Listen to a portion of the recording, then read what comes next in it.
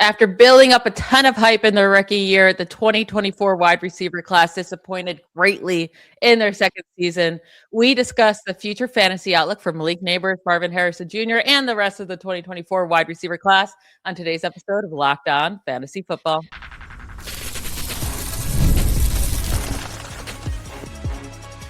You are Locked On Fantasy, your daily NFL fantasy podcast. Part of the Locked On Podcast Network, your team every day. Welcome into the Locked On Fantasy Football Podcast, part of the Locked On Podcast Network, now the #1 sports podcasting network. I'm one of your co-hosts, Michelle Magdziuk, and when I'm not doing this, I'm a researcher and fantasy analyst with the NFL Network. And I'm your other co-host, Vinnie Iyer. When I'm not doing this, I'm writing about NFL fantasy and betting for sportingnews.com. Today's episode is brought to you by FanDuel. Use a profit boost on an NBA future and get entered for your chance to win a trip to the NBA Finals. Play your game with FanDuel, the official sports betting partner of the NBA. All right, we are going to finish up our conversation about the 2024 draft class and their fantasy future today with the wide receivers. A lot of big names here. A lot of big disappointments, though, especially in their second year after all the hype we had around them, starting with Malik Nabers and Marvin Harrison Jr. Now, Malik Nabers, it wasn't his fault. He was disappointing. He only got to play really 3 games. He tore his ACL early in week 4. He was a wide receiver 9 on average from weeks 1 through 3 with 15 points per game after being the wide receiver 8 on average in 2024 at 14.6 points per game. But now he's coming off this ACL tear. We got some back and forth roller coaster news on Nabers where he was using a cane for a while. I guess, I don't know. And now he's supposed to be ready for the season. We shall see. But new head coach, new OC, new quarterback, really, because we got to see him play 5 seconds with Dart. Can we trust him next year with all these new things coming off an ACL tear?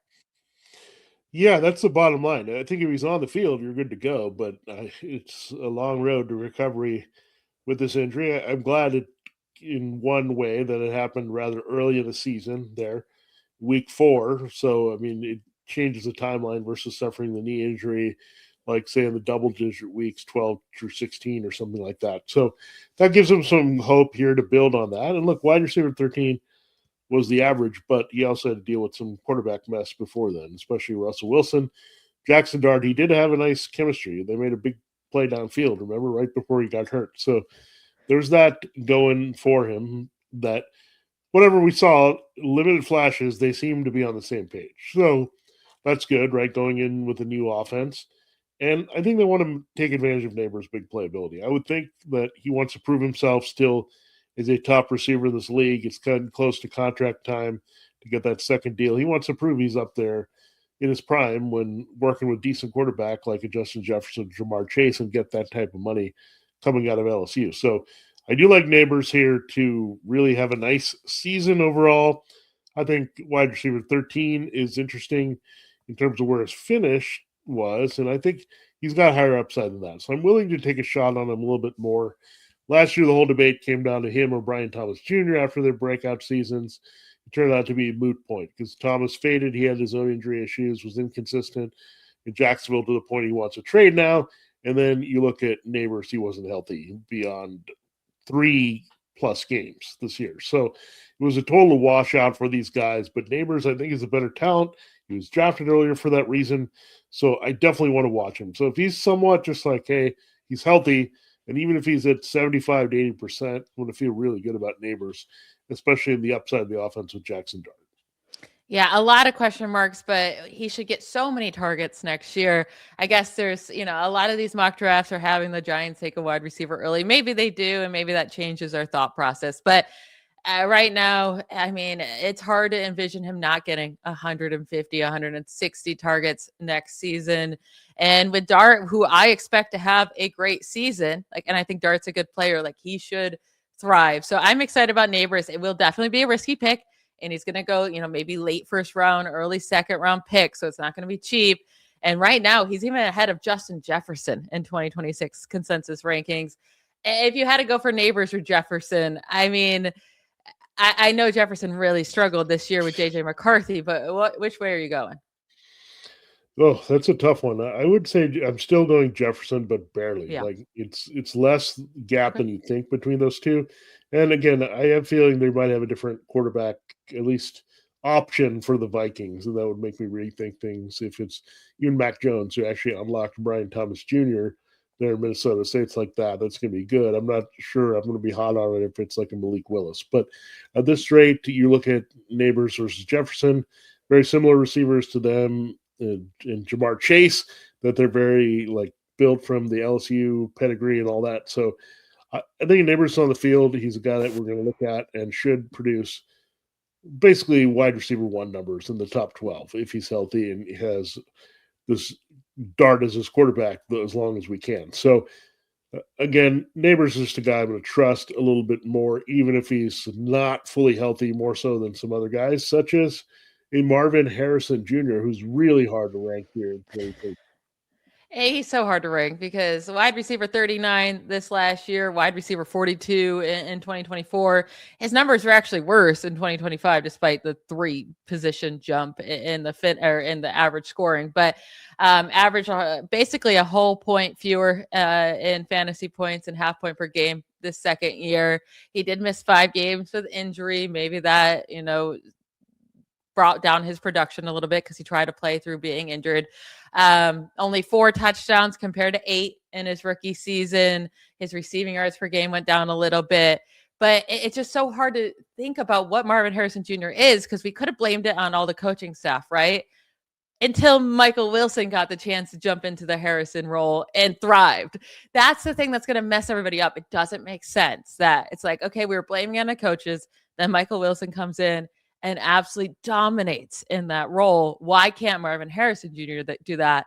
Will the new OC and head coaches actually change anything for Harrison? That's what we have to figure out.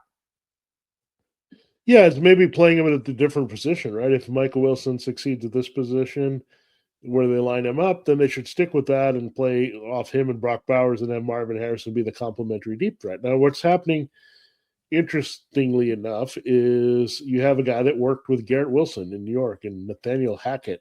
Yep, he's the Cardinals offense coordinator with Michael LaFleur, the head coach. So they're going to be the brain trust of this team and their offense. Now, look, LaFleur, yeah, coming from Sean McVay, you're buying that, but then you're head scratching yourself a little bit with Hackett, who's been not all that effective and really was not a good head coach. And we know what blew up in Denver. So when we look at this, it's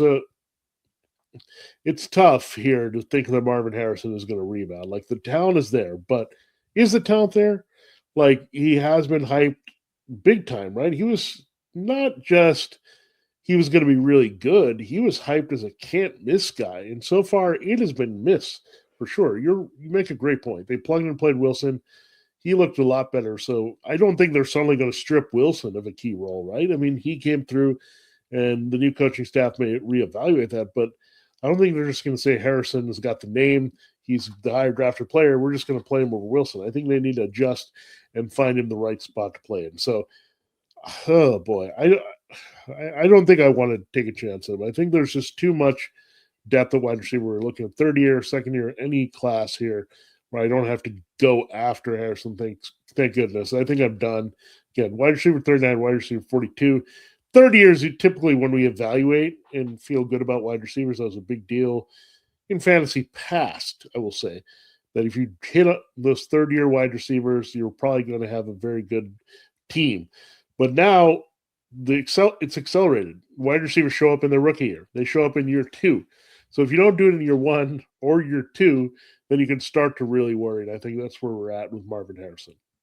Yeah, I mean, his draft cost right now at 36, wide receiver 36. If it stays there, I might take a shot that, all right, I'm just going to do this dart throw. If it, he can finally come through in year 3 and be what we want him to be, then I got to steal in the draft, right, with this new coaching staff.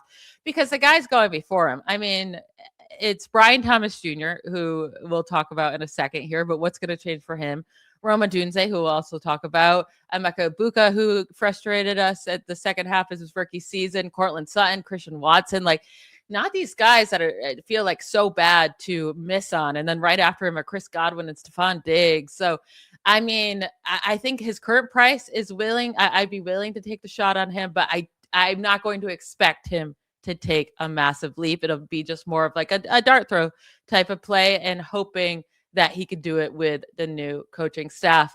Let's get into this next group of guys. We got Brian Thomas Jr., Rome Odunze, Ladd McConkey, all up and down seasons this last year. We'll talk about that right after a quick break.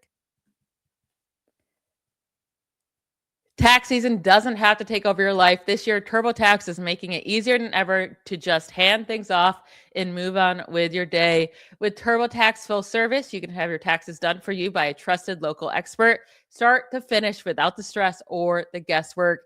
Instead of spending hours trying to figure out forms, you can meet with a local TurboTax expert in person or connect online. They handle everything from W-2s to self-employed forms and work to get you every deduction. You can upload your documents, go about your day, and get updates right in the TurboTax app. For a limited time, you can have your taxes done by a local TurboTax expert for just $150 all in. If a TurboTax expert didn't file for you last year, just file by February 28th. Take taxes off your plate and get back to your life. Visit turbotax.com/local to book your appointment today. All right, let's get into this next group of wide receivers. Before we do that, I want to remind everyone to join the Everydayer Club. You get our show ad-free Monday through Friday, plus members-only Discord access. It's just $5 a month. It helps you, well, it helps us and you win your fantasy football league. So head to lockedonfantasyfootball.supercast.com or check the links in the show notes to join the club. All right, let's talk about maybe the biggest disappointment of the 2025 season, and that has to be Brian Thomas Jr. ends as the wide receiver 46 on average after being the wide receiver 4 overall in his 2024 rookie season. Drafted very highly this season and just did very, very little. Only had 2 games over even 10 fantasy points this year. And the OC didn't change. They ended up being able to keep him. Obviously, Liam Cohen is still there after a great first year as a head coach. So, bidding what for you could change for Brian Thomas that he would actually be worthy of a draft pick this year? Yeah, I mean, things changed in the bad way for him, right? They acquired Jacoby Myers, Parker Washington emerged, Brendan Strange did some things that we didn't see, and he wasn't the only guy out there anymore. Like, he was eating up the production. A lot of that also happened with Mac Jones and not with Trevor Lawrence, as we documented. But we thought Brian Thomas Jr., much like a Malik Nabers and the LSU pedigree, that he showed us a lot of special qualities that it didn't really matter what position he played or what quarterback system that he was in, that he was going to produce there for Trevor Lawrence. But that wasn't what materialized here. Wide receiver 46 from wide receiver 4 is in a massive drop. And I don't think it can just be corrected to shoot back up here. I mean, again, Myers and Washington are ingrained in what the Jaguars want to do. I mean, I think, again, don't sleep on these guys. They were key targets and a big reason why Trevor Lawrence righted the ship and got into the MVP conversation late in the season. Brian Thomas was not. So, as you've mentioned before, I think trading him would be a good course of action here. I don't know if he changes the fates of the Jaguars, whether he's on the team or not. So I think that's the reason where you would move him. So I think that's maybe his best chance to have the value because he's capped here. Washington and Myers are not going away. They're going to be there. I mean, there's just too much trust from Lawrence with those guys. So, yeah, that's what I don't think we saw develop. First of all, we didn't know Myers was going to be on the team because he started with the Raiders. And we know Washington could be a little bit more than a fill-in plug-and-play guy, but he proved to do more than that. And Travis Hunter, before he stepped out, emerged as a key receiver. So it's crowded here. Again, that's why I don't like it, because the variables are not in his favor. Now, I think it'll be somewhere in the middle, wide receiver 4, wide receiver 46. That would put him somewhere, if you split the difference, as a wide receiver 3-2 borderline that you can look at. I think that's his best case scenario this year, because that's still a significant jump, because that would signal 10 or more places going up from where he was last year, which would be fine. But I don't think you can get much more fancy or creative than that. I think that's where you have to stick with BTJ. Now, if he changes team, all bets are off, because we'll reevaluate that situation where he lands, and then all of a sudden it could be more favorable for him to be more of a wide receiver 2/1 here going forward again. Yeah, I just don't think he fits into this Liam Cohen system. So even with the latest reports that Travis Hunter is going to be playing full-time cornerback and part-time wide receiver, like he didn't have to play with Travis Hunter for a half a season this year, and it didn't matter, right? So like you brought up Parker Washington and Jacoby Myers have just kind of taken over there, and they're better for the system. So Brian Thomas, yeah, probably needs to be traded for us to get excited for him in fantasy again. Now, Rome Odunze, he started so hot. He looked like he was going to be a steal of drafts going, later in drafts where he was kind of that wild card. It looked like he was a hit from weeks 1 through 4, but then completely fell off after that. And it's still going to be Ben Johnson. Maybe the Bears trade and move on from DJ Moore to allow Odunze more targets. He did suffer that stress fracture in his foot later on in the season, weeks 14 through 18. But I mean, from week 6 through 13, he only had 2 good games in there, and the rest of them were pretty atrocious. So what do you do with Rome Odunze moving into next year? Yeah, this is a tough one. And unlike Brian Thomas Jr., we want Rome Odunze to stay on his team because he fits the offense, but we don't want the team to get rid of somebody else. That's DJ Moore. They're going to do it.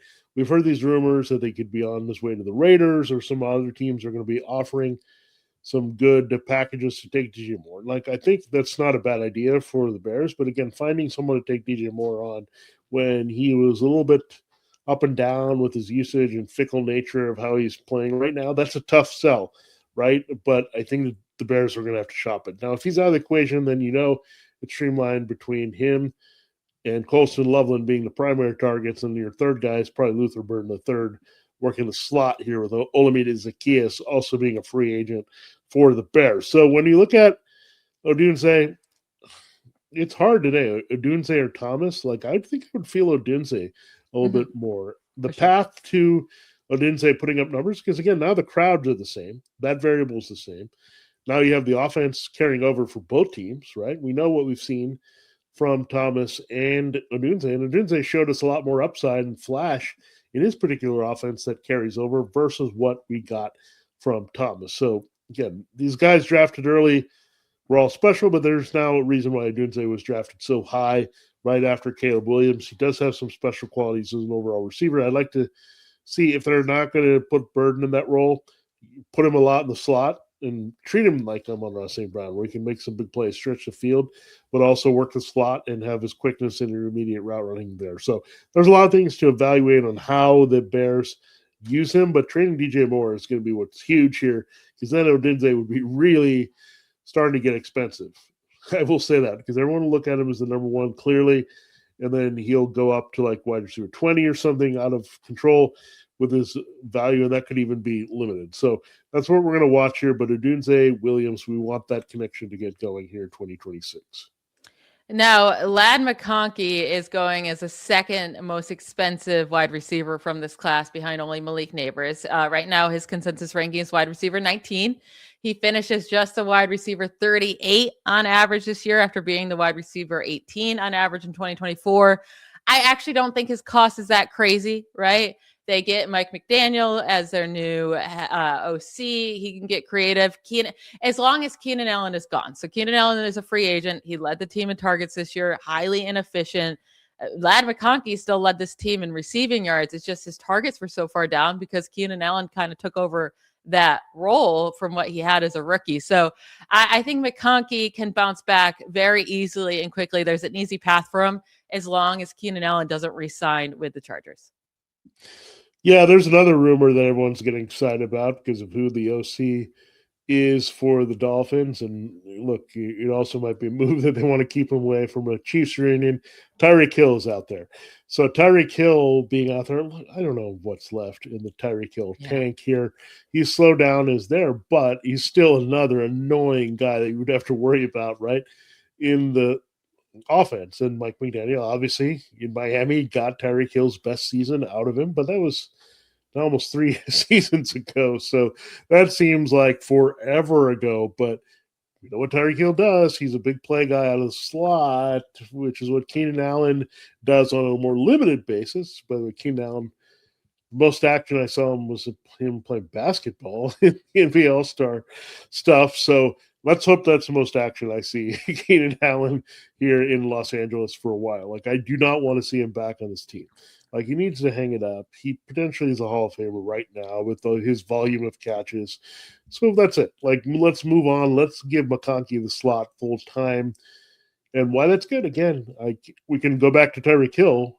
The big play slot is there, right, in this offense that's available for McDaniel. So McConkey could be that guy. Why do you want to go after Tyreek Hill? I think McConkey doesn't get enough credit for his speed. He's got speed and quickness, so you can deploy him. I don't think he's just a guy that's an intermediate 9 to 10 yards per catch guy. He's a guy that you can get 14, 15 yards per catch if you use him in the right way, get him in the open field. So that's why I'm excited about McDaniel. I think he's going to look at this, and this is why Herbert was way high there in the top 10.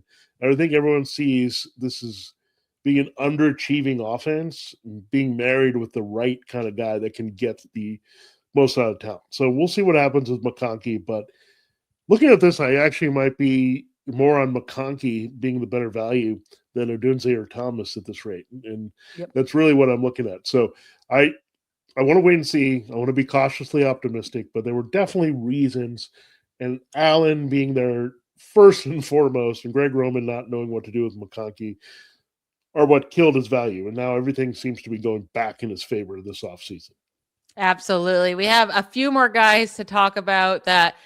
I mean, they haven't given us too much in their career so far. Ricky Pearsall, Xavier Worthy, and Troy Franklin, but they've all shown flashes. So we'll talk about them and what we expect from them in their third year right after a quick break. Ever wanted to experience the NBA Finals live and in person? FanDuel is giving you the chance to turn that dream into reality with their NBA sweepstakes. It's a good time because we just had the All-Star break. We're headed down the stretch here to find out who's going to be in the playoffs, who's going to make a run to the finals. Here's how it works.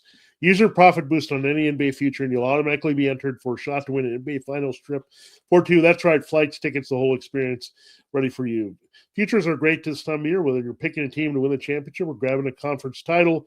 It adds an extra layer of excitement to every game down the stretch. If you're already looking at the board and thinking about which team can make a deep run, this is the perfect time to lock that in with that boost. Visit FanDuel.com and get started. Use your profit boost on an NBA future. Get entered for your chance to win a trip to the NBA Finals. Play your game with FanDuel, the official sports betting partner of the NBA. All right, Michelle, it's time to close this look at the third-year wide receivers. Now, this is the point where we get into some more disappointing guys. 2 first-round picks we'll talk about first, and then get into a guy that might have some value, but Ricky Pearsall. Let's start with him. He was a pick by the 49ers. They clearly stashed him with the thought that Brandon Ayuk might be fading and things might be happening with him. Deebo Samuel was gone. So they drafted him a little bit early ahead of all that, but then he couldn't stay on the field and take full advantage of that opportunity. Then he was more of a short area guy when he was on the field healthy. He missed 8 games with the injury and it seemed like he was always on the injury report. So really, guy, again, missed 7 games his rookie year. Ayuk is definitely going to be gone. There's a good chance that Jawan Jennings is gone. He's having an Achilles tear. But I don't think there's any way the 49ers just sit on Ricky Pearsall as their top target going into this year. I think there's probably something that works, maybe making a blockbuster move here, maybe signing or drafting a big wide receiver here. So I don't know if I can trust Ricky Pearsall, even if it's like, hey, the numbers say he has to catch passes in this offense. I don't necessarily think that's going to stay the case here as the offseason materializes. I think it might, right? They're going to add weapons. They have to. We have to see how big a names they add. But like Ayuk is going to be gone. Jennings looks like he's going to leave. Kittle's coming off an Achilles tear. Like Pearsall, I was high on him coming into this year. It was an injury-riddled season. He missed 8 games with a knee injury. They should have just shut him down. I don't know what was going on with Pearsall, but I mean, the first 3 weeks were nice for Pearsall. He had 108 yards, 56, 117 yards. Like, yeah, 2 out of those 3 games were really good fantasy performances. And then he gets hurt in week 4, misses all that time. It was supposed to be just a minor injury. He doesn't come back to week 11, does pretty much nothing weeks 11 through 13, a ghost. And then at weeks 15 and 17, after their late bye, comes back to life again with 96 yards and 85 yards, gets hurt again, and doesn't play in week 18 or the wild card round. But it was just, he never had issues with injuries in college. And then in 2024, his rookie year, he gets shot, right? He misses the first 7 games, slow start there to his career. Then this whole season was just dealing with a knee injury. So I do think, like, when I see him out on the field, he looks like he can be a really good wide receiver and a top target. He just has to stay healthy, and he has to be the guy. And I think he can be next year, but we do have to watch and see who they add. But right now, at his current cost at wide receiver 39, I will be taking a shot on him. Now, a guy will not be as Xavier Worthy, because I get it. Juju Smith-Schuster, Hollywood Brown, they're free agents. Maybe they leave. Kelsey could retire, right? He is also a free agent, but I feel like if he stays in the NFL, he would just re-sign with the Chiefs. But there's just nothing coming from Worthy, and they needed a guy to step up. His production even went way far down from year 1 to year 2 instead of going up. So I actually have no desire to take a risk on Worthy. Yeah, it definitely looks like Rashee Rice is the preferred go-to guy, number 1 overall, and for Patrick Mahomes. And I still think Travis Kelce is going to come back for one more year potentially. So you have that, and those guys are going to look there, and they're going to have their role playing wide receivers all throughout that they put in. Now, Xavier Worthy, here's the problem. He was drafted for speed and be able to stretch the field. We haven't seen a lot of that happen. And Rashee Rice has actually been more effective at doing that. So I don't know what you're getting. I mean, this is maybe why everyone was like, oh, he's flew by and had this big combine with the 40-time record, and the Bills passed and gave the Chiefs a draft pick. Well, it looks like it's all going to work out because neither Xavier Worthy or Keon Coleman look like they can catch a break or be important to their team's offenses the way that they maybe envisioned for these quarterbacks. So Rashee Rice is definitely the number 1 here. Yeah, he was just really disappointing overall. I mean, just not being able to connect downfield with Patrick Mahomes. They had to find different guys to make those big plays. Like I said, same thing with Marvin Harrison. When you're in the first round and you got speed and this much talent, it's got to manifest itself. And now there's been plenty of time here in the last 2 years. And look, we might have been Gabe Davis a little bit by Xavier Worthy because he had the big Super Bowl in the last game we saw him, but that was in garbage time and things were out of hand against the Eagles. So maybe read into that a little bit too much and what he could do here with Patrick Mahomes in year 2.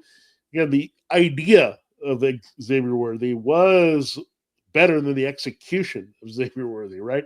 Yeah, a lot of people would have taken advantage of that opportunity, but I think you have to be off Worthy for sure. I don't care about who's the free agents. I mean, these guys weren't having a big role anyway. Like, it was still an open door for him to have a big year, and he didn't come through. So, and especially with Rashee Rice, right? Getting back in the mix of things. So, I don't know. I don't know if I can go here. If anything, I'm going to take, on board, I need a late flyer as a wide receiver 6, 5. I might go for him as that kind of draft pick. But right now, he's off my radar. Yeah, and then Troy Franklin to end here. He was only the wide receiver 44 on average this past year, 8.5 points per game in half PPR, but he did take a huge leap from year 1 to year 2, more than doubled his fantasy production, doubled his targets, had 709 receiving yards this past year after only having 263 his rookie season, 6 touchdowns after only having 2 in his rookie season. So it was a very up and down year is the thing with Franklin. He had some big splash games and then a lot of games where he did absolutely nothing. There was that middle part of the season where people were being able to play him pretty consistently. I mean, week 7 through 13, 7 through 16, he was a wide receiver 25 on average in that span with 11 points per game. So he was a viable play as like a late, wide receiver 2 play. I do think he could be a cheaper Jameson Williams. Like, he's going to end lower than Jameson Williams, but they both give you some big games, a lot of low games. And maybe you like him better in like best ball leagues where you don't have to set lineups and you just get the production from the most points scored. But I do see Troy Franklin as kind of a Jameson Williams light. And if you don't want to pay up for Jameson Williams to give you that up and down production, you can just do it with Franklin much later in drafts. Yeah, and it gets there in a different way. He's not the field stretcher that Jameson Williams is. I mean, it's more like he has big games and he's more matchup based, much like Jameson Williams. Is the matchup good on the outside to make big plays? fire up Jameson Williams. Is the matchup good for Troy Franklin away from Cortland Sutton? Fire up Troy Franklin. So that's kind of what it is. So his yards per catch, he's like extended handoffs for this guy, just around 10 yards per reception. So that's not spectacular. You're talking about Xavier Worthy territory here with yards per catch, but he's very good in the red zone. He's got a good chemistry going back to college in Oregon with Bo Nix. So he's a pretty good guy who can score. He had the 6 touchdowns. So that was triple what he had the year prior. So he's a guy that you look at and say, hey, he's got the talent. I want to see a little bit more. Let's just get some of this chaff out of here, right? I don't want to see Marvin Mims throwing himself in there or just other dudes. Like, I want to see it being more streamlined, right? And especially when you don't have an Evan Ingram or a reliable tight end stepping in there, like, it should be a lot better than this, right? Mm-hmm. Behind Cortland Sutton, maybe this is why we have our doubts or limitations with Bo Nix. Like, how much better is it going to really get? But I can also see a thing where it shifts more to Franklin being the trusted guy a little bit more than Sutton, given the experience that he has with Nix. So some things to watch there. But again, at this point, I can't believe I'm saying this. I'd rather have Troy Franklin a little later than Xavier Worthy, Brian Thomas, or Marvin Harrison Jr. much earlier.